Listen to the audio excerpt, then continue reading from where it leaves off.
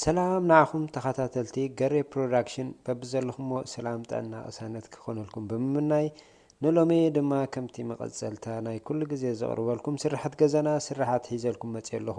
እሱ ድማ እንታይ እዩ እዚ ልክዕ ከምዚ ንሪኦ ዘለና ናይ ቀደም ካቢነት ናይ ክሽነ ኮይኑ እዚ ሕብሪ ንሪኦ ዘለና ዳርክ ፀሊም ወይ ከዓ ዳርክ ብራውን እዩ። እንታይ ክንገብር ወሲድና ኣለና ኣብዚ እዚ ልክዕ እንሪኦ ዘለና እቲ ካውንተር ናቱ ቁሩብ ናይ ላሚነይ ስለ ዝኾነ ናይ ኦልድ ፋሽን እዩ።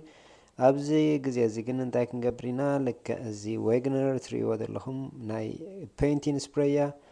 እቲ ኦል ኢን ዋን ዝብል ናይ ሕብሪ ፔይንት ወይ ከዓ ፕራይመር ሳንዲን ዝኾነ ዘየድልዮ ዓይነት ሕብሪ ተጠቒምና ነዚ ንሪኦ ዘለና ብራውን ከለር ናይዚ ካቢነት ንምቕያር እዩ ዘሎ ዕላማና። ቀዳምነት ክንገብሮ ዘለና እምበር ሕብሪ ናይዚ ካቢነት ክንቅይሮ ኢና። ብድሕሪ